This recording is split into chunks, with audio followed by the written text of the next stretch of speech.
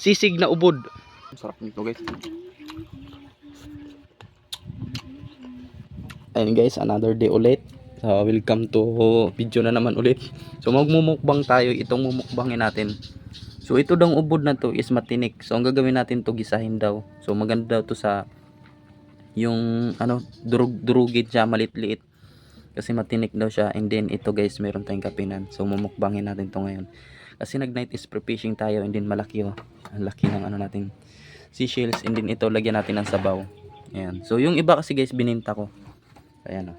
So let's go. So naluto na daw sabi ni Kuya Gino. Kasi si Kuya Gino nagluto sa ubod guys. Ganda ngayong araw na to.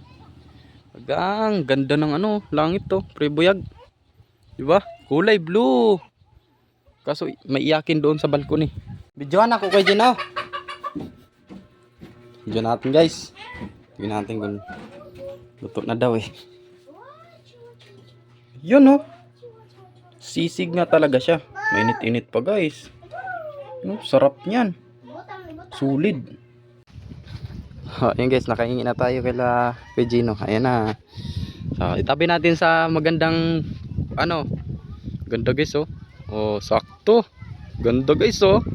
Stig. So, sisig na ubod. Sarap na ito gar. Tara mukbang na dis. So, let's go. Paka na dis. Kanin agad.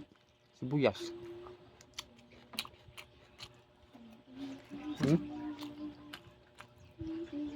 Uy, para talaga ng sisig. Natin.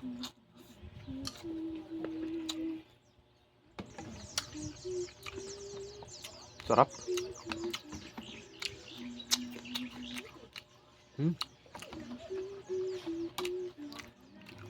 Sarap nito sa ano, sa ito pinakamaganda guys is pulutan. Ay no. Masarap sa pulutan. Pag mag-inom tropa mo, tapos magluluto yung galing night spirit fishing kaibigan mo. Tama doy. Tapos bibigyan. Kidoy, ay sige, kuang kidoy. To. Lugo sa mga doy. Nagmukbang ko kidoy. Ha? Lugo sa mga doy. Kaibigan kong balbawtog. Sarap nito guys.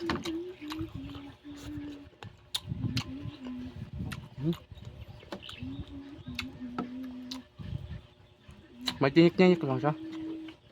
Pero napakasarap. Maganda siguro tayo guys pang ano.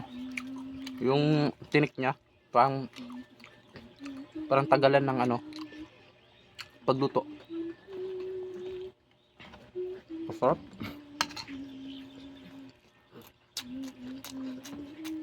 Bagay nito pampulutan eh.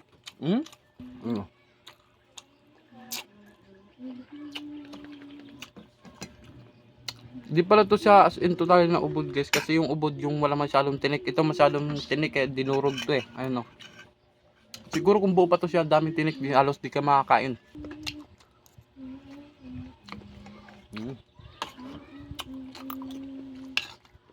Sarap siya ihalo sa suka.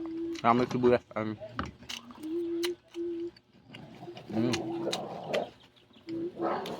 Sulit kain mo dito guys. Tsaka sa pulutan. Sarap. Napakasarap. Legit. So hanggang dito na yung video natin. Maraming salamat. First time ko makakatikim ng ganito guys. Sisig na ubod. So thank you guys. Maraming salamat and God bless.